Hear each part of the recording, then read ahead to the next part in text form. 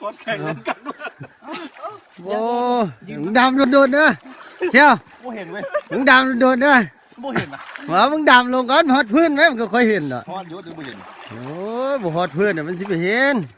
เดี๋ยวไง ให้มันฮอดพื้นไหม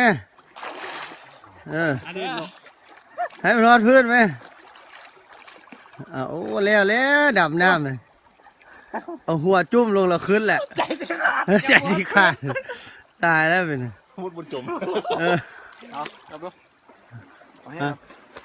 ดำมึงกูเอาแฮเนี่ยน้ำปุ่นเห็นไหมบอกเพื่อน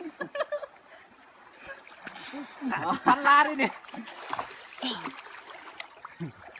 อีกหน่อยเอาปั๊บอันน่ะเสียบใส่ตาแห้งเอาวัด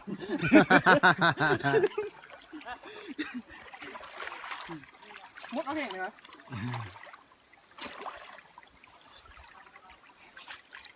อ๋อจะหาขอบคุณเราตกปลาไหมน้ำพังเข้าไปนี่บนเลยบนเลยร้อยเลยเนี่ย พูดแล้วลอยค้าไปพูดไหม จะดึงแห้งเขาเลยร้อยเลยไงที่ไปนะร้อยรู้แล้ว หาปลามาเด้อนี่เห็นบ่คนหาปลาตาได้กินอยู่โซ่เลยนี่จานเจจานเพชรจานเมยจานลอยมีแต่จานกับจานหาปลาอุปกรณ์ดำเอาซื้อได้นี่บ่ได้ใส่อย่างไรเห็นบ่บ่ได้ใส่แห่ใส่หมองดำเอาเห็นบ่พุ่นน่ะผมเขาดำจับเห็นบ่ไล่จับพุ่นไปเลยไป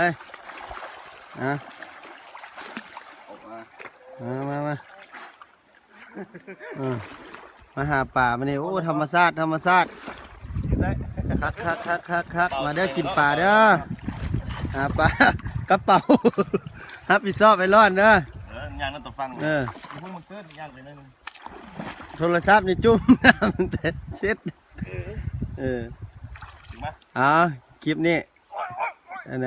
จบซ้ำนี่จังน้อยไทย